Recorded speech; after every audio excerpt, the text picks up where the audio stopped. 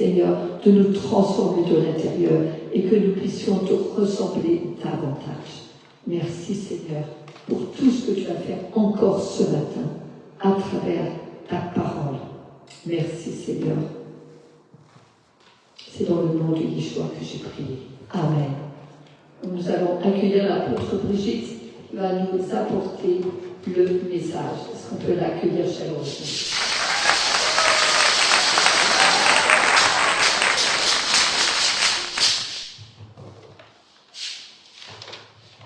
Alléluia.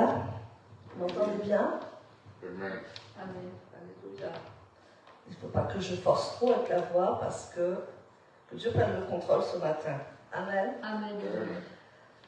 Dieu est puissant et prend soin de nous à chaque fois que nous l'invoquons. Et vous savez, ces parachas là en ce moment sont très révélatrices puisque vous êtes censés voir les actualités.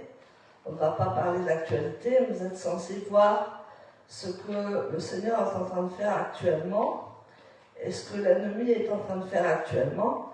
Et nous voyons que les prophéties s'accomplissent, n'est-ce pas? Et donc ces parachas sont vraiment quelque chose de merveilleux et nous sommes enseignés, n'est-ce pas? Il faut être enseigné. Dis à ton voisin, sois enseigné. Ah, sois enseigné, hein? Amen. Il faut vraiment être enseigné. Alléluia. Que Dieu vous bénisse en présentiel et que Dieu vous bénisse en ligne. Amen. Je vous aime dans le nom puissant de Yeshua et nous allons parcourir un peu la Bible ce matin pour nous parler de la paracha Vayeler. Donc on va commencer la paracha Vayeler. Il assembla. Amen. Amen. En Exode 35, verset 1. Moshe rassembla toute la communauté des enfants d'Israël et leur dit: voici les choses qu'Adonai vous a ordonné de faire. On travaillera pendant 6 jours, mais le 7e jour sera un jour saint pour vous, un Shabbat de repos complet en l'honneur d'Adonai. Quiconque fera un ouvrage ce jour-là sera mis à mort. Vous n'allumerez pas de feu dans aucune de vos maisons le jour du Shabbat. Amen. Alléluia. Donc là, nous voyons que le peuple, il a reçu la Torah au mont Sinaï, n'est-ce pas? Ensuite, ils ont construit le Mishkan. Le Mishkan, c'est le tabernacle de Dieu. Et là, ils vont appeler la présence de Dieu, n'est-ce pas? Ils vont appeler la présence de Dieu.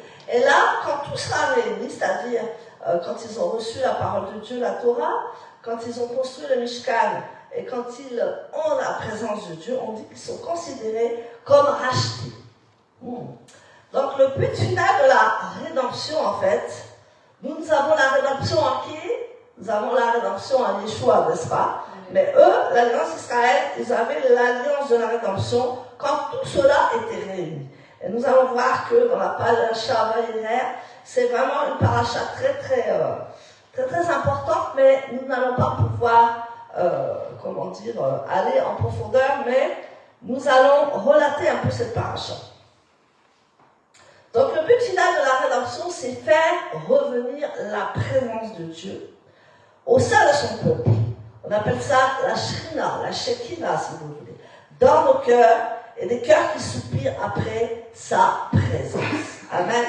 Donc le Seigneur voulait toujours que son peuple soupire après sa présence. Il voulait toujours rassembler et mettre l'unité dans son peuple. Parce que quand on voit qu'on se rassemble, généralement quand on se rassemble, amen, nous sommes dans l'unité, n'est-ce pas? Nous sommes un. Comme Dieu est un et rad, nous aussi, quand nous nous rassemblons, que nous sommes dans l'unité, nous sommes un avec Dieu. Alléluia. Donc nous voyons que quel est le but de ce Mishkan? Quel est le but de la maison de Dieu? Quel est le but de ce tabernacle? Puisqu'on dit que nous sommes le temple du Saint-Esprit. Nous sommes le tabernacle vivant de Dieu. Maintenant, nous avons ça à l'intérieur de nous. Mais nous allons voir qu'est-ce que le but du Mishkan, c'est-à-dire le tabernacle de Dieu. On va voir en Exode 25, on va lire beaucoup de versets ce matin. Exode 25, versets 8 à 9. Ah, Dieu est bon. Je ne tous plus. Exode 25, versets 8 à 9.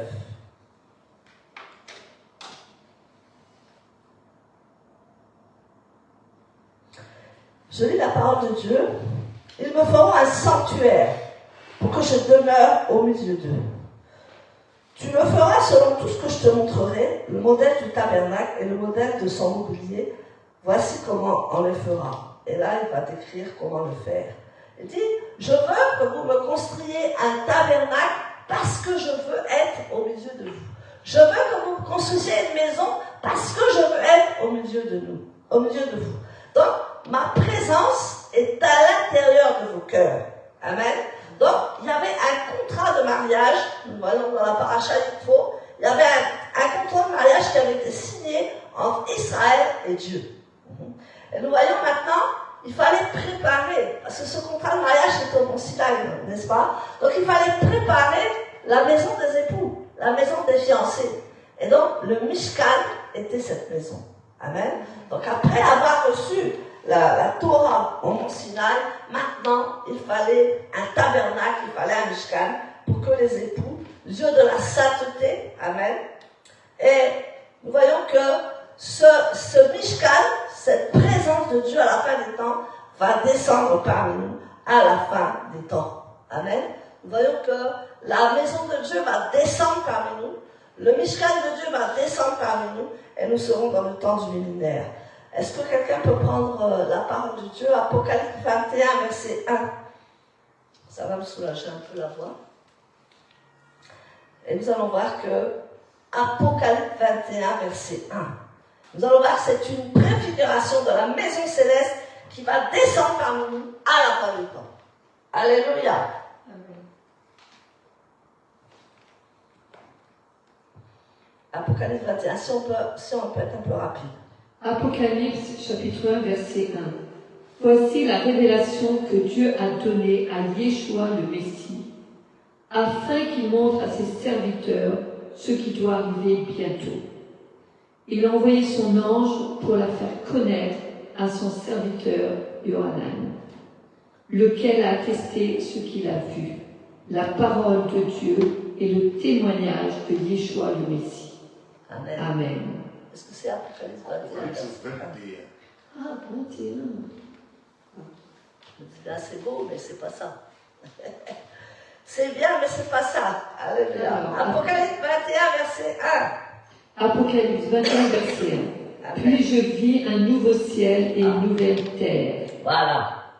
Car le premier ciel et la première terre s'en étaient allés, et il n'y avait plus de mer. Amen. Amen. Donc nous voyons que la cité céleste est descendue du ciel vers la terre. Et nous voyons que Dieu, la première chose qu'il veut, c'est être au milieu de nous.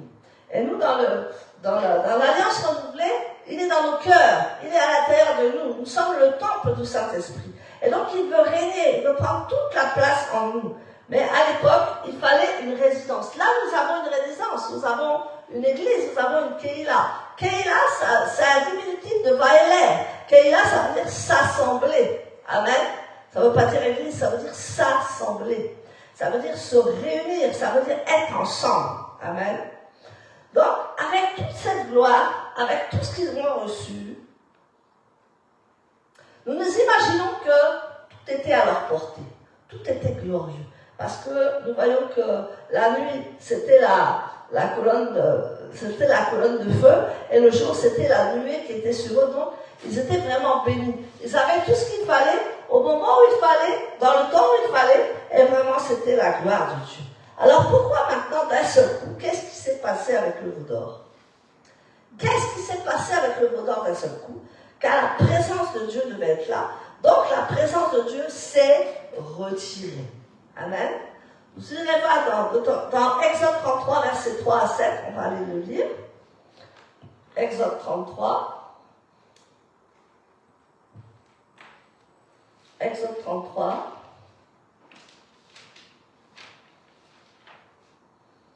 Verset 3. Exode 33, verset 3. Oui. Tu iras vers une terre ruisselante de lait et de miel. Mais moi, je n'irai pas avec toi. car tu es un peuple si obstiné que je pourrais te détruire en chemin. Verset 7. Verset 7. Moshe prit la tente et la dressa à l'extérieur du campement, loin du campement. Il l'appela la tente de la rencontre. Tous ceux qui voulaient consulter Adonai sortaient vers la tente de la rencontre à l'extérieur du campement. Amen. Amen.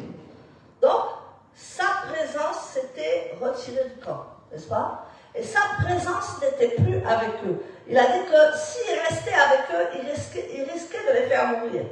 Faites attention et donc, il restait... En fait, s'il se retirait d'eux, c'était terminé. Donc, il s'est retiré de camp et il s'agissait de faire revenir la présence de Dieu au sein du peuple. Le pardon a été accordé, mais la présence de Dieu n'est pas revenue. Il a fallu que Moïse aille hors du camp, parce qu'ils avaient péché, ils avaient fait le veau d'or. Il a fallu qu'ils mettent une tente hors du camp, et là, on venait consulter Moïse, et bien sûr, on venait consulter Dieu, puisque Moïse, il était devant la face de Dieu. Vous voyez, il n'est pas resté dans le camp. Il dit, c'est marqué dans la parole, il dit, je n'irai pas avec vous dans la terre promise. Donc Dieu s'était retiré d'eux, parce qu'ils avaient péché, parce qu'ils avaient souillé le tabernacle, parce qu'ils avaient souillé le temple. Et là, il dit, je me retire de vous. Et à chaque fois que vous voulez consulter, donc vous allez voir Moïse qui va intercéder pour vous. Et si Moshe n'avait pas intercédé pour le peuple, celui-là aurait été détruit. Mais comme Moshe était un vrai intercesseur, et il a intercédé pour le peuple, c'est pour ça que le peuple n'était pas détruit. Nous avons vraiment besoin de beaucoup d'intercesseurs en ce moment dans l'Église, n'est-ce pas? Des gens qui prient pour nous, des gens qui prient pour l'Église, des gens qui se consacrent à l'intercession. Parce que nous voyons que Moïse a intercédé pour le peuple. À chaque fois, quand Moïse allait voir Dieu, la seule chose qu'il faisait, il intercédait d'abord pour le peuple avant d'aller parler à Dieu. Parce qu'il savait que Dieu n'était pas content du peuple. Donc, qu'est-ce qu'il faisait? Il se mettait en sacrifice. Il intercédait pour tout ce peuple et il disait qu'il avait la paix, il avait la joie seulement si Dieu épargnait son peuple. Amen. Donc Moïse s'est carrément mis à la place du peuple. Il dit, je préfère que tu me tues, que tu tues le peuple. Et Aaron a fait la même chose. Aaron, il s'était mis devant aussi afin de dire que, Seigneur, moi je ne peux rien faire, mais toi tu peux tout faire pour eux. Et donc, à chaque fois que nous voulons intercéder, nous nous mettons à la place de la personne ou à la place d'une nation, à la place d'un peuple. Et là, nous faisons notre sacrifice et là, Dieu agit. Amen. Et le peuple n'a pas été détruit parce que Moïse a intercédé. Vous voyez comment le Seigneur est puissant. Et la gloire va reposer maintenant simplement sur Moïse. La Bible dit que quand Aaron a vu Moïse, il a dit, waouh, la gloire sur son visage. Il a dû mettre un voile tellement il avait la gloire de Dieu. Amen. Donc ça veut dire que quoi? Ça veut dire qu'un seul homme avait la gloire de Dieu sur lui. Un seul homme était capable de prendre un peuple et d'aller le mettre en terre promise. Parce que Dieu n'était plus avec eux. C'est ce que la parole dit, non? Quelquefois, nous avons l'impression que Dieu est là, que Dieu est avec nous, mais il n'est plus avec nous. Il nous laisse aller dans cette terre, il nous laisse faire, et il dit que je vais vous mettre des autorités sur vous. C'est pour ça que Yeshua a installé les 5 ministères, n'est-ce pas? Les 5 ministères que maintenant on a du mal à respecter. Les 5 ministères qu'on prend les gens pour des chiffons. Les 5 ministères, on ne les regarde même plus. On dit que moi j'ai le Saint-Esprit, moi j'ai ça, moi j'ai ci, moi je prie, il faut que je demande à Dieu. Mais on ne voit plus les autorités que Dieu a mis sur son peuple. On ne voit plus les autorités que Dieu veut implanter et que Dieu veut faire avancer le peuple avec cela. Amen. Je peux avoir un amen. Amen. Donc, le Seigneur là, il dit que je ne suis plus avec vous. Je vais parler à Moshe. Et Moshe, il a la gloire de Dieu. Moshe, il a toute ma gloire sur lui. Et Moshe va vous conduire jusqu'à la terre promise. Et c'est la même chose maintenant. On ne peut pas être encadré seul. On ne peut pas s'encadrer seul. C'est pour ça que nous nous rassemblons. Véhilaire, on s'assemble pour justement consulter Dieu. On s'assemble pour être unis. On s'assemble pour être un peuple parfait. On s'assemble pour être un peuple à la gloire de Dieu. À la gloire de Dieu, mais il y a toujours quelqu'un à la tête. Amen. Donc si tu as méprisé les autorités qui sont devant, va demander pardon à Dieu. Parce que ça, c'est un gros péché. Amen. Nous ne disons rien, nous, mais ça, c'est un gros péché devant l'Éternel. Parce qu'on ne peut pas négliger une personne qui conduit soit une assemblée, soit une kéila, soit il fait quelque chose pour Dieu, et on dit, moi je prie. De toute façon, moi je prie. Je n'ai pas besoin d'autre chose. Mon frère, ma soeur, remets-toi. Parce que nous voyons là que dans le tabernacle, c'était Moshe, amen, qui avait la gloire de Dieu sur lui. C'était Moshe qui faisait les choses, pas à sa façon, mais à la façon de Dieu. Amen. Amen. Donc comment ça se fait qu'ils ont péché, même avec Moïse? Amen. Ils aimaient leur penchant naturel. Ils aimaient détruire les choses. Ils aimaient faire le mal. Ils aimaient discuter. Ils aimaient les conflits. Ils aimaient toutes ces choses. Parce que Moshe, lui, à chaque fois, il voulait reconstruire le peuple. Il voulait donner au peuple une dignité. Il voulait que son peuple soit dans la sainteté. Mais à chaque fois, il fallait qu'il les ramène. Alors si vous n'avez pas besoin de berger, vous allez vous perdre. Parce que vous avez besoin d'être encadré. De ton passage, j'ai besoin d'être encadré. Non, je ne vous vois pas dire, je ne vois pas vous regarder. Amen. On a besoin d'être encadré. Dis ça à ton voisin, toi qui es dans l'île. Amen. Amen. Donc Moshe va procéder à la reconstruction du peuple avec le commandement du Shabbat. Amen. Après qu'ils aient fait tout ce qu'ils voulaient, qu'ils aient fait le veau d'or, qu'ils aient fait toutes leurs orgies, qu'ils aient fait toute leur idolâtrie, parce que nous voyons que quand il y a l'idolâtrie, Dieu se retire. Quand il y a l'idolâtrie, nous ne sommes plus à la source. Quand il y a l'idolâtrie, Dieu fuit, parce qu'il ne peut pas voir l'idolâtrie dans le cœur de ses enfants. Donc il se retire. Et au veau d'or, il s'est retiré, parce qu'ils avaient idolâtré, ils voulaient un Dieu à leur façon, n'est-ce pas? Ils voulaient un Dieu à leur façon. Ils ne voulaient pas le Dieu que Moshe leur présentait. Ils voulaient un Dieu à leur façon. C'est pour ça qu'ils ont dit, on va se faire un veau d'or. On va se faire un Dieu à notre façon. Comme ça, tout va aller bien. Amen. Mais ce n'est pas ce que Dieu avait prévu pour le peuple. Ce n'est pas ce que Dieu voulait pour eux. Il voulait vraiment qu'ils soient reconstruits et qu'ils soient dans la sainteté. Amen. Donc nous voyons qu'il va reconstruire le peuple en mettant le commandement du Shabbat. Exode 35, 1 à 4, nous l'avons lu. Hein. On va le relire. Exode 35, versets 1 à 4. Josette, si tu peux lire. Exode chapitre 35, versets 1 à 4. Moshe rassembla toute la communauté des enfants d'Israël. Moshe, qu'est-ce qu'il fait? Il rassemble. Va Éler, il rassemble toute la communauté d'Israël. Et leur dit, voici les choses qu'Adonai vous a ordonné de faire. On travaillera pendant 6 jours, mais le 7e jour sera un jour saint pour vous. Un Shabbat de repos complet en l'honneur d'Adonai. Quiconque fera un ouvrage ce jour-là sera mis à mort. Vous n'allumerez pas le feu dans aucune de vos maisons le jour du Shabbat. Alléluia. Amen.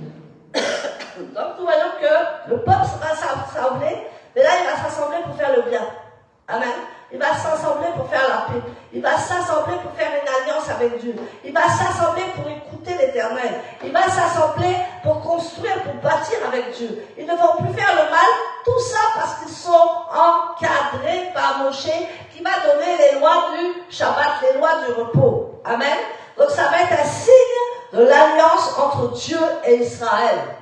Et ça va être aussi un symbole de sa présence. Le Seigneur se manifeste dans l'unité. Et il est un, il est rad. Donc il faut l'unité.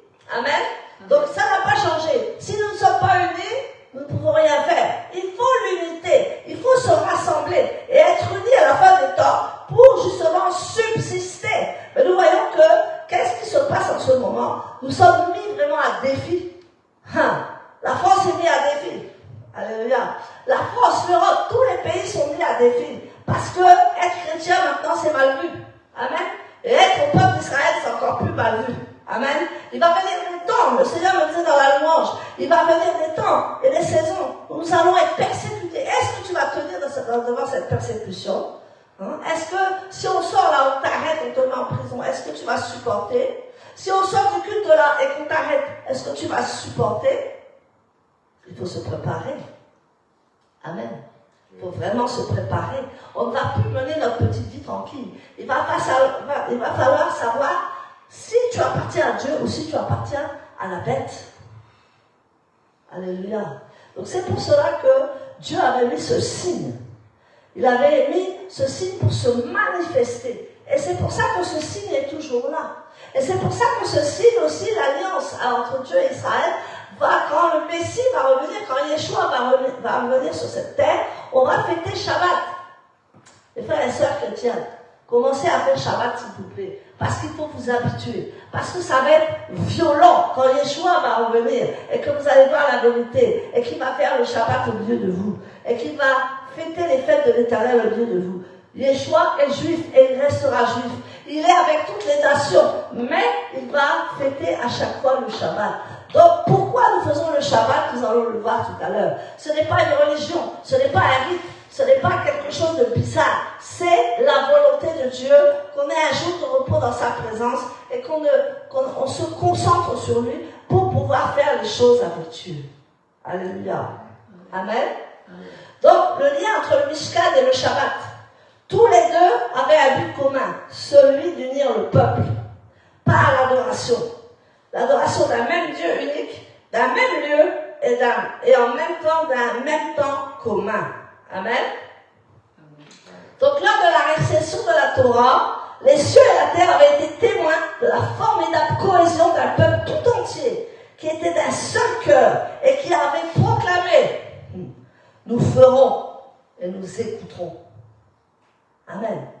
Au mont Sinaï, ils ont dit à Dieu, nous ferons et nous écouterons. Alors qu'est-ce que ça veut dire, nous ferons et nous écouterons? Ça veut dire les cœurs et l'obéissance réunis. Nous ferons la mise en pratique de la parole de l'Éternel et nous écouterons de la connaissance de l'Éternel et de l'obéissance du cœur. Amen. Nous ferons et nous écouterons. Pourquoi il n'a pas dit nous écouterons et nous ferons? Nous ferons et nous écouterons. Parce qu'il fallait d'abord qu'ils obéissent avant d'écouter. Souvent Dieu nous dit, écoute, fais-le. Même si tu ne comprends pas maintenant, tu comprendras plus tard. C'est pour ça que l'obéissance vaut mieux que les sacrifices. Même si nous ne comprenons pas maintenant ce que nous faisons, alléluia, à l'époque, il y a à peu près 8 ans, Dieu m'a dit, tu vas commencer à faire le Shabbat. J'ai dit, mais pourquoi Seigneur? Moi, je ne voulais pas faire le Shabbat. Parce que je savais très bien ce que ça allait engendrer. Je savais très bien le sacrifice. Je savais très bien la persécution. Et même encore maintenant, la persécution. Amen. Vous voyez. Alléluia. Mais nous savons que Dieu va nous honorer. Nous savons que nous allons avoir cette récompense parce que nous sommes dans la vérité de Dieu et dans la parole de Dieu. Amen. Donc, c'est très important. Un peuple qui est réuni au mont Sinaï, ils avaient reçu le schéma Israël. Amen. Ils étaient unis. Ils étaient un. Et ils avançaient ensemble. Ils ne faisaient qu'un peuple. Alléluia. Où en est-on avec le peuple chrétien? Chacun a sa vision. Chacun a son petit truc. Chacun a sa petite église. Chacun. Ça n'existe pas avec les juifs. Ni avec les musulmans d'ailleurs. Ils sont un. Ils sont dans l'unité. Que cherchons-nous les chrétiens? C'est parce que nous avons le Saint-Esprit que nous allons plus fort. N'est-ce pas? Le peuple de Dieu restera le peuple de Dieu. Et nous sommes les nations. Nous sommes la Kéila, nous sommes l'église de Dieu. Et nous allons bénir l'Éternel. Et nous allons suivre Israël parce que nous allons être greffés à Israël. Et c'est vrai, nous avons des persécutions. Amen. Et nous allons remporter le défi. Nous allons remporter la victoire. Parce que Dieu ne va pas nous abandonner. Dieu sera toujours avec nous jusqu'à la fin du monde. Amen. Donc nous sommes dans des temps difficiles. Dis à ton voisin, nous sommes dans des temps difficiles. Nous sommes dans des temps très difficiles. Et il faut le voir sous nos yeux pour constater. Même encore, je suis sûre qu'il y a des chrétiens qui ne voient pas l'actuel. Qu'est-ce qui se passe? Qu'est-ce qui se passe actuellement? Qu'est-ce que les nations font actuellement? Qu'est-ce qui va vraiment se passer? Hein? On ne fait pas de politique aujourd'hui. Alléluia. Je n'ai pas envie qu'on mette en prison avant l'heure. Alléluia. Mais, qu'est-ce que nous attendons de Dieu? Qu'est-ce que nous voulons faire avec Dieu? Qu'est-ce que nous allons subir dans la fin des temps? Qu'est-ce que nous allons propager à la fin des temps? Nous n'avons plus le temps de dormir. Peut-être que demain, tu n'auras plus de travail. Tu vas pleurer ton travail, mais tu vas être obligé de travailler pour Dieu. Tu vois, apôtre, c'est difficile. Hein? Oui, c'est difficile. Toi qui ne vois que ton travail, qui ne vois que tes sous, qui ne vois que tout ça, ben, un jour, tout va passer. Amen. Hein? Je ne peux pas venir à l'église le samedi. Parce que si, parce que ça. Amen. Parce que le samedi, c'est trop dur. Et maintenant, tu m'obliges à faire le culte le dimanche pour que tu sois là. Amen. Mais Dieu n'est pas un Dieu de dispersion. Dieu n'est pas un Dieu où nous allons où nous voulons. Dieu est un Dieu d'ordre. Et l'obéissance vaut mieux que les sacrifices. Amen. Donc, ils ont reçu le schéma Israël et ils sont devenus des témoins. Israël est devenu les témoins de Dieu. Et c'est pour ça que dans la Nouvelle Alliance, Yeshua dit, vous serez mes témoins à Jérusalem et dans toutes les contrées de la terre. Amen. Donc eux, ils étaient les premiers témoins. Premiers témoins de la gloire de Dieu.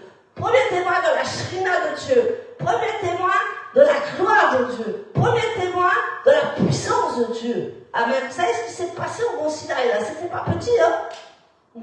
Ils ont reçu la Torah. Amen. Et après, ils ont dû construire le Mishkan, le tabernacle. Là où résidait la présence de Dieu. Ça n'a pas changé. Sauf que c'est toi maintenant la présence de Dieu. C'est toi que le Saint-Esprit veut à l'intérieur de toi, il veut travailler avec toi. Amen. Tu es le temple du Saint-Esprit. Tu es le tabernacle du Dieu vivant. Et ce n'est plus une maison. C'est toi le tabernacle de Dieu. C'est toi l'instrument de Dieu. C'est toi la puissance de Dieu. C'est toi qui vas travailler pour Dieu. C'est toi qui vas rayonner dans le monde entier. C'est toi qui vas changer le monde parce que le Saint-Esprit est à l'intérieur de toi. Est-ce que tu comprends? Donc, il y avait une puissance qui découlait de cette union, de cette unité érable. Ils étaient tous unis devant le mont Sinaï en regardant la Torah qui descendait du ciel. Amen. La parole de Dieu avec les tables de la loi qui ont été données à Moïse. Ils ont assisté à ces grandes choses. Et ensuite, après, ils ont dit, Moïse dit, on va construire le Mishkan, on va construire le tabernacle. Amen. C'était les premiers témoins de Dieu. Nous sommes les témoins de Dieu dans ces derniers temps. Amen. Est-ce que nous allons nous taire ou est-ce que nous allons ouvrir la bouche? Est-ce que nous allons continuer à prêcher l'évangile, à sauver les gens, ou bien à se recroqueviller sur nous-mêmes en disant on a peur? Parce que des temps de tribulation vont arriver. Nous sommes à la fin des temps. Moi, je ne peux pas vous prédire que demain Yeshua va revenir. Non. Mais je sais, avec les prophéties qui se passent, que nous sommes vraiment à la fin. Donc prépare-toi. Prépare-toi à la rencontre de ton Dieu. Prépare-toi à la venue du Messie. Amen. Faites les fêtes de l'Éternel. Amen. Consacre-toi entièrement à Dieu. Consacre ta famille entièrement à Dieu. Consacre tes enfants vraiment consciemment à Dieu. Consacre tout à Dieu. Ne regarde plus ni à droite ni à gauche. Ne regarde plus les problèmes. Ne regarde plus les choses parce que les problèmes vont empirer. Qu'est-ce que tu vas faire après si les problèmes empirent? Tu vas te suicider? La chrétienne n'a pas le droit de se suicider. Amen. Amen. Nous devons être conscients que nous sommes à la fin du temps. Amen. Donc, ils étaient témoins. Donc, il y avait tellement la puissance qui découlait d'eux que Satan voulait faire chuter le peuple d'Israël. Et là, il a mis le péché du veau d'or. Amen. Vous savez, quand il y a vraiment l'unité, que ce soit dans un couple, que ce soit dans une famille, ou que ce soit dans une kéila, que ce soit dans le travail, que ce soit partout, Satan, il veut mettre le désordre. Il dit non, ceux-là, ils sont trop unis. Amen. Ceux-là, ils sont trop frères et sœurs. Non, non, on va mettre la discorde. Alléluia. On va mettre la mésentente. On va tout faire pour que ça n'aille pas. C'est ça, Satan, ce qu'il veut faire. Et c'est ce qu'il a fait avec le peuple de Dieu. Amen. Et ils ont adoré un veau d'or au lieu d'aller adorer Dieu. Vous vous rendez compte? Avec la gloire qu'ils avaient, avec la shrina qu'ils avaient, avec tout ce qu'ils avaient, ils ont été adorés à faux Dieu parce qu'ils voulaient faire à leur façon. Ils voulaient avoir un Dieu à leur façon. Amen. Donc Dieu te dit ce matin, tu ne peux pas avoir un Dieu à ta façon. Adore le Dieu Tout-Puissant, le Dieu d'Abraham, d'Isaac et de Jacob. Alléluia. Amen. Donc quand il y a eu le veau d'or, il y a eu l'idolâtrie. Amen. Et donc, comme j'ai dit tout à l'heure, l'idolâtrie éloigne la présence divine. Parce que le Seigneur ne donne sa gloire à personne. Amen. L'idolâtrie va faire une séparation avec la source, avec Dieu. Et ils ont amené un feu étranger. Dieu ne veut pas de feu étranger dans sa maison. Amen. Quand il y a des feux étrangers, ça se termine toujours mal. Parce que le feu étranger embrase. Le feu étranger, ça peut être l'orgueil. Le feu étranger, ça peut être l'ego. Le feu étranger, ça peut être tout. Au Shabbat, vous allez voir qu'est-ce que c'est un vrai Shabbat. Qu'est-ce que c'est le Shabbat de Dieu. Amen. Amen. Donc le Seigneur nous dit ce matin que il faut vraiment qu'on soit un signe entre lui et le peuple. Amen. Et nous avons une alliance pour tous ceux qui cherchent la proximité du Dieu d'Israël 3 fois saint. Amen. Lisons Exode 35, verset 31. Nous allons voir qu'ils se sont mis à travailler pour Dieu. Amen. Ils se sont mis à assembler pour Dieu.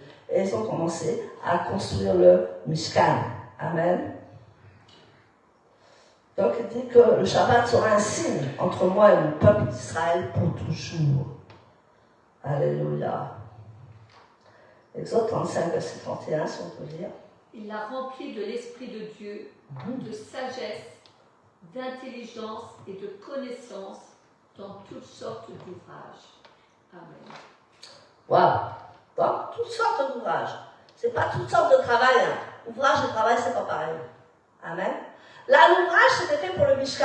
Ce n'était pas aller travailler. Donc, l'ouvrage, il travaillait le samedi, il travaillait le dimanche, il travaillait tout le temps, parce que c'était l'ouvrage de Dieu, c'était bâtir pour Dieu, c'était construire pour Dieu. Nous sommes dans le Shabbat, que moi je prêche, on travaille, n'est-ce pas? On fait l'œuvre de Dieu. Mais ce n'est pas un travail, c'est un ouvrage pour Dieu. Amen. Donc, il l'avait rempli de toutes sortes de sagesse, de toutes sortes de bénédictions, de toutes sortes de connaissances, de toutes sortes d'habiletés. N'est-ce pas? Donc Dieu va se manifester dans sa gloire. Lisons Exode 35, verset 3. Verset 3. Qui nous dit: vous n'allumerez pas le feu dans aucune de vos maisons le jour du Shabbat. Amen. Alors, pourquoi Dieu dit: vous n'allumez pas le feu le jour du Shabbat? Qu'est-ce que ça veut dire? Le feu, ici, symbolise la colère. Le feu, ici, symbolise l'orgueil. Et avec le Shabbat, on est aux antipodes de l'esprit du Shabbat. Parce que l'esprit du Shabbat, c'est la paix, la joie et la bénédiction de l'Éternel. Amen. Donc, souvent, en Israël, avant le Shabbat, on commence le mercredi, n'est-ce pas? On commence à dire Shabbat Shalom, c'est-à-dire qu'on commence à souhaiter la paix à son voisin. On commence à bénir son voisin. Et on commence à dire, attention, le Shabbat arrive, donc toutes les disputes, toutes les oisivetés, toutes les choses qui pourraient déranger l'esprit du Shabbat, il faut l'enlever. Amen. Dans le Shabbat, il n'y a pas de place pour la colère et l'orgueil. Il y a ton voisin. Dans le Shabbat, il n'y a pas de place de colère, d'amertume ou d'orgueil. Amen. Regardons-nous ce matin. Qu'est-ce que nous faisons le jour du Shabbat? Alléluia. Amen. Donc le Shabbat, tu dois en faire un repos spirituel et émotionnel. Parce que toute la semaine, tu as travaillé. Tu as peut-être eu des difficultés. Tu as peut-être eu des conflits. Tu as peut-être eu des disputes avec des gens. Tu as peut-être eu des choses. Donc le Shabbat, là, tu vas tout remettre à Dieu. Avant le Shabbat, tu vas tout remettre à Dieu afin que ce jour-là soit un jour de paix, un jour de restauration émotionnelle. Amen. Les gens ne se restaurent plus émotionnellement. Ils continuent à travailler, ils continuent à œuvrer, ils continuent à discuter, ils continuent à parler, mais ne font pas de break. Ils disent: ah, aujourd'hui c'est le Shabbat, tout ça, ça n'existe pas, parce que je ne peux pas rentrer dans la colère dans le Shabbat, je ne peux pas rentrer dans la dispute avec le Shabbat, je ne peux pas rentrer avec l'oppression dans le Shabbat, je laisse tout à Dieu, et le Shabbat c'est le Shabbat, et je reprendrai la fois prochaine, et là je serai libéré de toutes ces choses. C'est pour ça qu'Israël ne divorce pas beaucoup. Amen. Parce que le vendredi soir, que tu sois bien avec ta femme, tu sois bien avec ta femme. Là. Tu dois faire le Shabbat avec ta femme. Tu dois faire la paix avec ta femme. Tu ne peux pas rentrer dans le Shabbat avec le colère. Tu ne peux pas rentrer dans le Shabbat avec les disputes. Tu ne peux pas rentrer dans le Shabbat avec les conflits. Sinon, tu vas profaner le Shabbat. Le Shabbat, c'est la paix. Le Shabbat, c'est la joie. Et c'est pour ça qu'on a tant besoin de faire le Shabbat. Amen. Parce que maintenant, nous sommes livrés à nous-mêmes. Nous avons besoin d'être encadrés. J'ai besoin d'être encadré. J'ai besoin de faire le Shabbat. J'ai besoin d'avoir un jour où je dis stop, je lâche tout. Amen. Je lâche toutes mes impressions. Je lâche tout mon orgueil. Je lâche tout, Seigneur. Je suis dans ta présence. Amen. Même si nous avons des réunions, que ce soit le dimanche, que ce soit dans la semaine, c'est pas important. Mais le jour du Shabbat, tu dois être disposé. Parce que Dieu est souverain. Et tu dois faire la guerre à tout ce qui t'empêche de rentrer dans le Shabbat. Tout ce qui t'empêche d'avoir des choses émotionnelles vives. C'est ça le Shabbat. C'est l'esprit du Shabbat. Amen. Quand tu as compris l'esprit du Shabbat, tu te dis, ça ne peut plus arriver chez moi. Amen. Parce que peut-être il y avait beaucoup de choses la semaine. Peut-être je me suis disputée. Peut-être j'ai eu beaucoup de conflits. Peut-être je ne me suis pas mise adéquatement en forme. Mais aujourd'hui, je respecte ce que tu me dis, Seigneur. Amen. Donc, on met l'orgueil de côté. On met la méchanceté de côté. On met tout de côté. Il y a des gens qui font le Shabbat, mais qui ne comprennent pas qu'est-ce que c'est le Shabbat. Et ça nous force vraiment à nous rassembler. Amen. Pour dédier cette journée à la réparation. Dis à ton voisin, à la réparation émotionnelle, à la réparation des conflits, à la réparation de tout. Ce jour-là est un jour de réparation. Amen. Si toute la semaine tu as lutté, tu as lutté, tu es fatigué, ce jour-là, c'est un jour de réparation. Parce que l'esprit du Shabbat, c'est comme ça, c'est la paix, la joie. C'est refaire le monde. C'est pour ça que Yeshua est tant attaché à son Shabbat. Parce qu'il dit rentrez dans le Shabbat, rentrez dans mon repos. Amen. Il est lui-même le repos. Amen. Tu peux avoir le repos tous les jours avec le Seigneur. Mais ce jour-là, c'est particulier. C'est de la réparation. C'est pour mettre un nouveau monde à l'origine. Nous sommes à la fin des temps. Et ce monde va être détruit. C'est pour quoi faire? C'est pour mettre un nouveau monde. Dis à ton voisin un nouveau monde. Eh oui, c'est pour mettre un nouveau monde, mes frères et sœurs. C'est pour que nous ne soyons pas perdus. C'est pour que nous soyons sauvés avec Yeshua. Amen. C'est pour ça que les nations sont en train de s'agiter contre Israël en ce moment. Amen. C'est pour ça qu'il y a tout, il va y avoir Armageddon, il va tout y avoir. C'est peut-être dans 2 ans, c'est peut-être dans 1 an. Ah, tu diras, Paul, vraiment. On ne sait pas quand, exactement. Mais ça file à une vitesse. Donc, mon frère, ma sœur, mets-toi en ordre. Mets tes enfants en ordre, mets tout en ordre, parce qu'il arrive bientôt. Nous n'avons jamais été aussi près de toutes les prophéties qui s'accomplissent. Amen. Donc, Jacques 1, verset 26, nous allons lire. Excusez-moi avec mon chapeau là. Amen. Il est beau le chapeau, mais il s'enfonce. Alléluia. Soyez bénis. Je n'avais pas prévu qu'il s'enfonçait. Amen. Mais j'ai le chapeau quand même. Hein? La femme doit être couverte, n'est-ce pas? C'est ça. Ah, c'est ça. Il y a l'ancien, il dit c'est ça. Nous avons la chevelure. J'ai une grande chevelure, n'est-ce pas? Mais je mets quand même le chapeau parce que je dois être couverte devant vous. Je ne peux pas enseigner sans être couverte. C'est ça que vous voyez que je mets mes chapeaux. Amen. Soyez bénis. Jacques 1, 26. Ton Dieu va te guérir ce matin parce qu'il m'a guéri. Amen. Ton Dieu va te guérir parce qu'il m'a guéri. Amen. Jacques 1, 26. Jacques 1, verset 26. Quiconque croit pratiquer religieusement et ne contrôle pas sa langue se séduit lui-même et ses pratiques sont vaines. Amen. Donc le feu, quoi, le feu aussi, c'est la langue. Parce que la Bible dit que la langue est un feu. C'est le monde de la transgression. Amen. Ce petit membre-là qui est en langue, là, elle fait du dégât. Amen. Elle peut bénir comme elle peut maudire. Donc le jour du Shabbat, il n'y a pas de place pour la mort. Vous voyez beaucoup de chrétiens, ils s'assemblent pour parler les uns des autres. Amen. Pour faire du dégât, ils se mettent à table, ils mangent, mais ils méprisent leurs voisins, ils méprisent leurs frères et sœurs. C'est interdit. La mort est interdite le jour du Shabbat. Amen. La mort, c'est de mettre sa langue et de dire du mal sur l'autre, de dénigrer l'autre, de dénigrer son prochain. Ça n'existe pas le jour du Shabbat. Amen. C'est un avant-cours du monde à venir. Nous sommes transportés vers le royaume de la paix. Donc tu n'as pas besoin de travailler ce jour-là. Tout est pourvu. Amen. Tout est accompli. Amen. Mais Dieu te demande de te réunir pour le bien, de te réunir pour la présence de Dieu, de te réunir pour la guérison de Dieu, de te réunir pour le rééquilibrage de ton frère ou de ta sœur qui est à côté de toi. Amen. Donc, nous n'avons pas besoin de travailler ce jour-là parce que tout est pourvu. Tout est fait pour nous. Amen. Puisque ça descend du ciel. Donc tout est fait pour ce jour de Shabbat. Il y a une seule chose. Arrête de prendre ta bouche et ta langue pour mépriser les autres. C'est ce que Dieu n'aime pas. Amen. Et je ne dis pas qu'on est meilleur que les chrétiens ou que les autres, attention. Mais moi j'ai été chrétienne, je suis toujours chrétienne. Et je sais comment ça se passe dans le cercle chrétien. Amen. Il y a beaucoup de négligence, il y a beaucoup de jugement de l'un et de l'autre. Il y a beaucoup qui est mieux que l'autre. Il y a beaucoup qui est qui a plus d'onction que l'autre. On a tous l'onction. Amen. Si on se met au service de Dieu, Dieu va nous utiliser puissamment. Amen. Mais il faut être humble, il faut obéir. Et c'est pour ça qu'au Mont Sinaï, il a dit, que ferons-nous? Nous écouterons. Amen. Nous allons écouter ce que la parole de Dieu dit.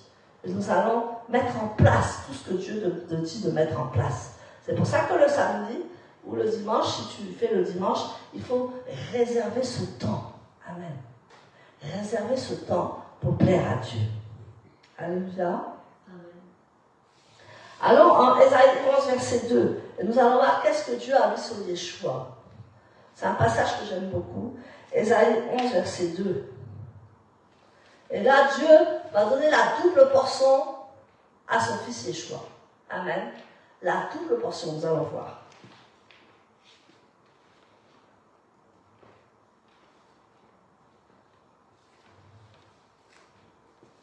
Ésaïe 11, verset 2. Ésaïe chapitre 11, verset 2. L'esprit d'Adonai reposera sur lui, l'esprit de sagesse et d'intelligence, l'esprit de conseil et de puissance, l'esprit de connaissance et de crainte d'Adonai. Amen. Amen. Voilà ce que Dieu a mis sur Yeshua. Amen. Bon, l'esprit de l'Éternel, c'est le nom sacré. Yufkevavke, c'est le nom sacré, celui qu'on ne prononce pas. Amen. Donc ça, l'esprit de l'Éternel, c'est un nom sacré. La sagesse est accompagnée du conseil. Amen. Attribut double pour le Messie. Donc, il a la sagesse, il a le conseil. Après, la compréhension s'accompagne de la puissance. Amen. Ça va en double. Et la connaissance est accompagnée de la crainte de l'Éternel. Donc, Yeshua a reçu une double mesure. Je répète, l'esprit de l'Éternel, c'est le nom sacré. Amen. Yufkevavke. La sagesse est accompagnée du conseil, attribut doublé pour le Messie. La compréhension s'accompagne de la puissance et la connaissance s'accompagne de la crainte de l'Éternel. Amen. Donc, le Mishkan, le tabernacle, il représente le corps de Mashiach. Amen. Nous sommes son corps et lui, il est la tête. Amen. Donc, au Shabbat, on revient à lui. Dis à ton voisin, on revient à lui tous les Shabbats. Ça nous force. Amen. C'est une loi, mais c'est une bonne loi. Ça nous force à revenir vers lui. Ça nous force à l'adorer. Ça nous force à revenir aux beaux sentiments. Ça nous force à nous rééquilibrer émotionnellement. Ça nous force à être dans sa présence. C'est pour ça que quand tu es dans le Shabbat, tu progresses. Quand tu es dans le Shabbat, tu montes de niveau. Amen. Quelquefois, les gens disent, ouais, quel niveau tu as? Nous n'avons pas trop de niveau. C'est Dieu qui a mis le niveau en nous. N'est-ce pas? Le Shabbat nous fait progresser dans tous les domaines de notre vie. Nous sommes à un nouvel échelon, à un nouveau level, comme on dit maintenant. Amen. Nous améliorons nos traits de caractère. Nos traits de caractère, nous devons les améliorer le jour du Shabbat. On doit se mettre devant Dieu par rapport à nos traits de caractère. Le Shabbat est le facteur de la réunification avec toi. Amen. Tu es réunifié par le Shabbat. Amen. Donc le Shabbat, c'est un avant-goût du monde à venir. Est-ce que tu es contente de faire le Shabbat? Amen. Amen. Parce que nous savons que nous sommes dans la vérité. Alléluia. Donc prêche, n'aie pas peur de dire que nous faisons le Shabbat. Mais ne va pas juger ceux qui font le dimanche. Ils n'ont pas encore la compréhension. Amen. C'est toi qui dois aller le dimanche Shabbat pour leur expliquer qu'est-ce que c'est le Shabbat. Tu dois expliquer qu'est-ce que je t'explique là. Et ils vont comprendre. Leur compréhension va s'ouvrir. Amen. Parce que si tu leur dis, viens faire le Shabbat, ils vont dire non. On n'est plus sous la loi. On est sous la grâce. Parce qu'ils ne connaissent pas ce que c'est le Shabbat véritablement. Amen. Donc tu dois être un enseignant de la parole. Tu ne dois pas simplement viens le samedi. Non. Tu dois enseigner les gens. Tu dois les bénir. Tu dois prier pour eux. Venir à l'église, ça ne veut rien dire. Hein. On peut être dans une pièce et la puissance de Dieu tombe. Hein. On peut être dans une maison et on est 3-4 et la puissance de Dieu est là. Le Seigneur est partout. Amen. Ce lieu-là, bien sûr qu'on a tout ce qu'il faut pour évoluer. Mais nous sommes le temple du Saint-Esprit. Nous sommes le tabernacle de Dieu. Alors là où tu vas, tu transportes la gloire de Dieu. Tu transportes l'Esprit de Dieu avec toi. Ce n'est pas le bâtiment, c'est toi que Dieu veut. Amen. Donc ce n'est pas parce que nous sommes ici que c'est mieux qu'ailleurs. Non. Tu peux être dans une petite maison, un petit appartement, et la gloire de Dieu descend. Parce qu'il a dit, si 2 ou 3 sont assemblés, il est au milieu de nous. Amen. Nous sommes ce temple où la Shekinah, en fait, ils disent, la Shrina de Dieu habite en toi. La gloire, la puissance, l'amour de Dieu habite en toi. C'est pour ça que nous fêtons le Shabbat. Amen. Exode 40, verset 34.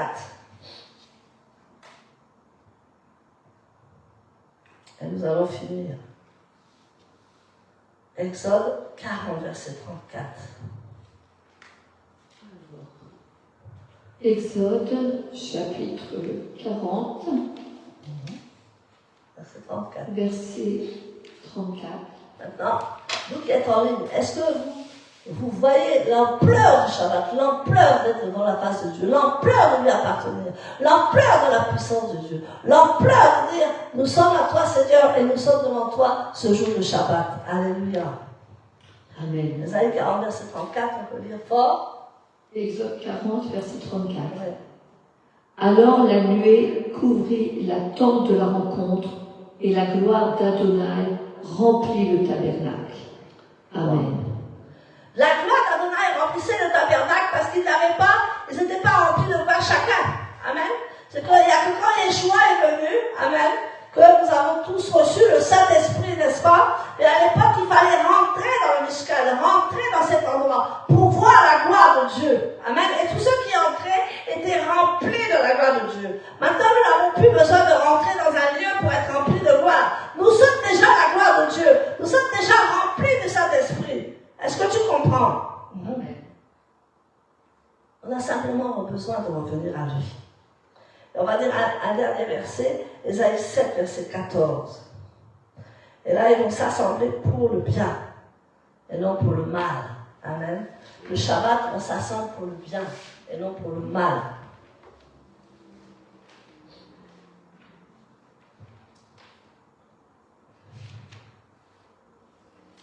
Ésaïe, chapitre 7, verset 14, Oui. qui nous dit Oui.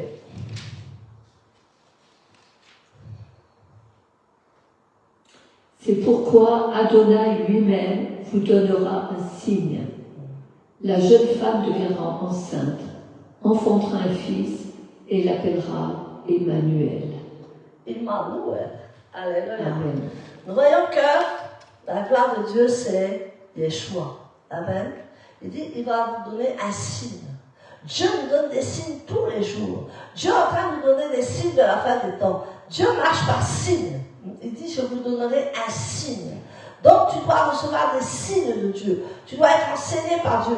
Tu dois dire, Seigneur, donne-moi un signe pour que je voie ton avènement. Amen. Je vais être rempli de toi. Je vais être vraiment glorieusement rempli de toi. Parce que je sais, Seigneur, que tu es avec moi et que tu vas remplir mon temple. Tu vas remplir le temple que je suis. Tu vas dire que ouvre ta bouche. En Psaume 83, il dit, ouvre ta bouche et je vais la remplir. Tu dois être dépendant de la gloire de Dieu. Tu dois être dépendant de la puissance de Dieu. Tu dois parler à tout le monde de Dieu. Amen. Parce que nous sommes dans la fin des temps. Et tu vas rentrer en jugement avec Dieu si tu ne fais rien. Donc, il ne suffit pas simplement d'être spectateur. Dieu veut qu'on soit vraiment organisateur. Dieu veut qu'on soit des catalyseurs de gloire. Dieu veut qu'on aille plus loin avec lui. Donc, Seigneur, mon frère, ma soeur, mets-toi devant la face de Dieu et dis, Seigneur, je veux te servir en esprit, en vérité. Je ne veux plus, Seigneur, que je sois un insensé devant toi. Alléluia. Amen. On va se lever, on va prier. Sois béni. Toi qui me suis en ligne, vous êtes béni. Alléluia. Merci Saint-Esprit pour ton Shabbat. Et merci Seigneur pour ta présence. On revient dans ta présence. Seigneur, on veut de ta présence. Est-ce qu'on peut mettre le chant à arrêt? On va prier. On va prier que ton tabernacle soit rempli de son feu, de sa Shekinah, de sa gloire. Amen. On va prier que chaque samedi, tu viennes au culte et que tu sois rempli de sa gloire, rempli de sa puissance, rempli de son amour. Pas d'orgueil, amen, mais de son amour. Amen.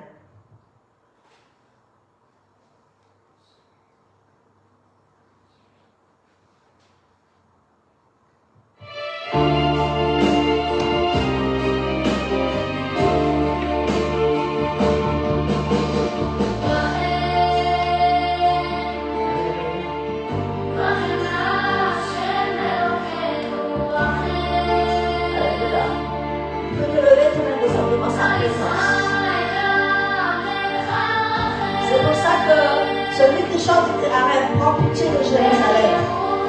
Nous allons demander que Dieu prenne pitié de Jérusalem et qu'il prenne pitié de notre temple. Alléluia. Parce que nous sommes levés pour le servir. Commence à prier.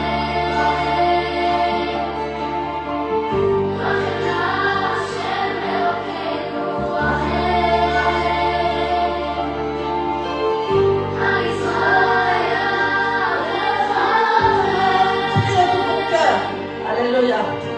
Tu as te repentir devant toi. C'est ta solution avec Dieu. Alléluia. Que tu sois enflammé pour lui.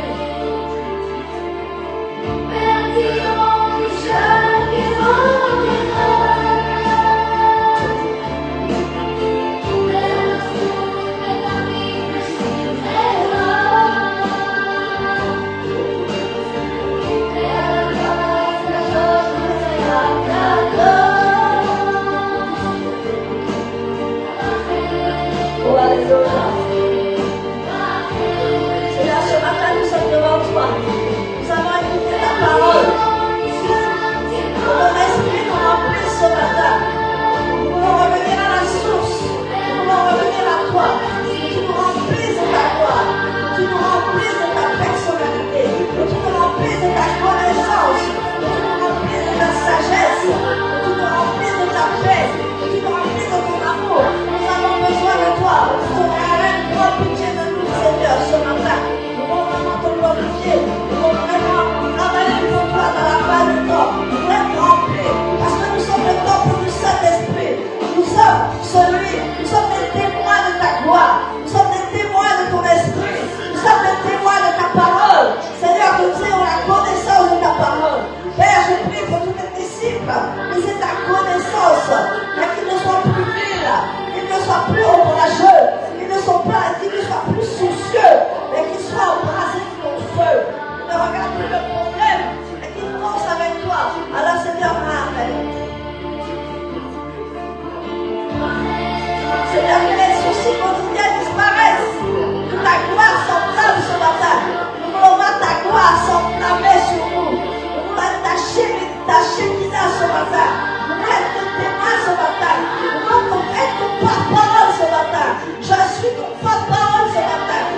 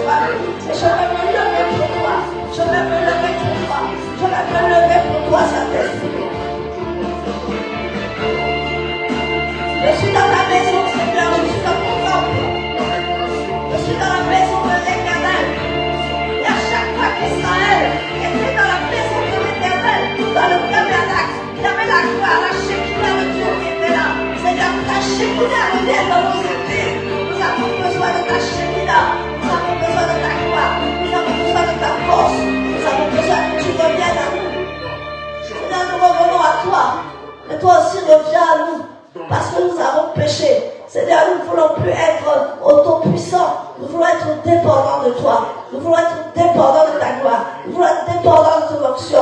Nous voulons être dépendants de toi, Seigneur. Nous ne voulons plus nous sentir plus grands, plus forts. Non, nous ne sommes rien, Seigneur, si tu ne fais pas avec nous. Seigneur, nous sommes dans la fin des temps. Restaure-nous, Papa. Restaure-nous émotionnellement. Guéris-nous de toute maladie, de toute blessure que nous avons reçue. Et équipe-nous, Seigneur, pour la fin des temps. Nous voulons être des témoins. Nous voulons être des témoins. Et dans la fin des temps, il y aura 2 grands témoins qui vont venir sur la terre, qui sont peut-être déjà sur la terre. Et ces 2 témoins vont parler de la force et de la gloire de Dieu. Alors ce matin, j'ai besoin de ta force, j'ai besoin de ta gloire, j'ai besoin de ton élévation, j'ai besoin de ta puissance, j'ai besoin de ton amour, j'ai besoin de ton affection. Je veux me sentir plus fort avec toi. Équipe-moi, Seigneur. J'ai besoin que tu m'équipes. J'ai besoin de toi dans l'équipement. J'ai besoin que tu fasses quelque chose de merveilleux dans ma vie, afin que je ne sois plus peureux, mais que je sois un guerrier, un lion, une lionne. Je veux être avec toi. Je veux relever le défi dans la fin des temps. Je veux travailler pour toi. Je veux bâtir avec toi. Seigneur, que le Saint-Esprit me donne les dons spirituels qui me manquent. Prie pour les dons spirituels qui te manquent. Seigneur, j'ai besoin de tes dons pour agir. Je ne veux plus être seul. Je veux être accompagné des dons du Saint-Esprit. Je veux être accompagné de ta gloire. Je veux être accompagné de ton onction. Je veux être accompagné de ta force. Je veux être accompagné de tes dons spirituels qui changent tout. Donne-moi la parole de connaissance. Donne-moi la prophétie. Donne-moi le don de guérison. J'ai besoin de transformer mon monde autour de moi. J'ai besoin de transformer le monde entier. Alors Seigneur, si tu te sers de tout, sers-toi de moi. Dis au Seigneur, sers-toi de moi. Si tu te sers de tout, sers-toi de moi. Il n'est plus le moment d'avoir peur. Il n'est plus le moment de reculer. Il n'est plus le moment d'être tiède. Il n'est plus le moment d'être froid. Dieu te dit, il faut que tu sois bouillant maintenant. Il faut que je te remplisse de l'Esprit de Dieu. Parce que Bethsaïda était rempli de la connaissance de Dieu, était rempli de l'habileté de Dieu, et était rempli de la crainte de l'Éternel, était rempli de la puissance de Dieu. Alors Seigneur, fais-en autant pour nous, Seigneur, au nom puissant de Yeshua, Mashiach, j'ai prié. Amen. Amen, Seigneur. Merci pour ta grâce. Merci pour ta grâce. Merci pour tous ceux qui nous regardent, Papa. Là où il y a besoin de guérison, tu les guéris. Comme tu m'as guéri ce matin, guéris-les. Là où il y a besoin de puissance, mets ta puissance. Là où il y a besoin de réconfort émotionnel, donne la paix, donne le réconfort ce matin à tous ceux qui en ont besoin, Papa. À tous ceux qui pleurent, à tous ceux qui cherchent, à tous ceux qui sont dans les larmes, à tous ceux qui sont dans la négligence, à tous ceux qu'on néglige. Papa, donne de la force. Donne la force, Papa, à ceux qui sont rejetés. Donne la force, Papa, à ceux qui sont humiliés. Donne la force, Papa, à ceux qui regardent et qui ne voient rien. Donne la force à tous les enfants de Dieu qui sont ici réunis ce matin, afin que tu puisses, Papa, encore leur faire du bien, encore les encadrer. Parce que tu as dit tout à l'heure, nous avons besoin d'encadrement. Nous avons besoin de ta gloire, nous avons besoin de ta force. Alors Seigneur, que nous ne nous considérons pas déjà comme autosuffisants, parce que nous avons du travail, parce que ceci, parce que cela, tout peut s'écrouler en un jour. Mais qu'est-ce que tu vas faire si tu n'as pas l'Esprit de Dieu? Alors, reviens à la source. Reviens à la source, dit l'Éternel. Reviens vers lui. Reviens vers son Shabbat. Et tu vas voir que le Shabbat n'est pas difficile, que le Shabbat n'est pas une contrainte, mais que le Shabbat est une réjouissance, que le Shabbat est une joie, que le Shabbat est une paix, que le Shabbat nous reconstruit, que le Shabbat nous répare. C'est le moment de la réparation quand nous sommes dans le Shabbat. Alors répare. Pendant toute la semaine, nous avons eu beaucoup de problèmes, beaucoup de controverses, beaucoup de tiraillements. Seigneur, viens nous réparer émotionnellement. Au nom puissant de Yeshua, Mashiach, j'ai prié. Amen. Ce message qui nous fait vraiment comprendre l'importance d'être encadré, l'importance d'avoir un leader et aussi l'importance de faire confiance à son leader. Parce que ça, c'est primordial. C'est quand on fait confiance à son leader que justement on peut avancer, on peut grandir, on peut continuer de se rapprocher de Dieu et vraiment voir aussi la main puissante de Dieu dans nos vies. Avoir un leader, c'est ce qui nous permet justement de continuer d'être sur le droit chemin. Parce que tout le monde peut s'égarer. Nous sommes des êtres humains et le fait d'avoir un leader, eh bien justement, c'est pour nous dire, voilà, maintenant, il faut rester ici, il ne faut pas aller à gauche ni à droite. Et ça, c'est très important. Le fait d'avoir un leader nous permet de nous protéger aussi de l'idolâtrie. Et l'idolâtrie, c'est très subtil. C'est pas ici dans la parole, on parle de veau d'or, mais l'idolâtrie, ça peut aussi être très très subtil. Et le fait d'avoir un leader, eh bien, ça nous amène aussi à nous protéger de tout cela. Donc vraiment, soyons encouragés à avoir un leader, à être dans l'assemblée que le Seigneur a pour nous. Ce qui est important, c'est d'être là où le Seigneur nous place, là où il veut que nous soyons. À partir du moment où on est là où le Seigneur nous veut, eh bien, nous savons justement que nous sommes avec le leader qu'il nous a donné. Et ça, c'est important parce que c'est ce qui nous permet justement aussi de pouvoir faire confiance et d'aller de l'avant. Amen. Alors, est-ce qu'il y a des témoignages ce matin par rapport au message ou bien par rapport aussi à des choses que vous avez pu vivre et pu expérimenter pendant la semaine pour pouvoir justement glorifier notre Seigneur.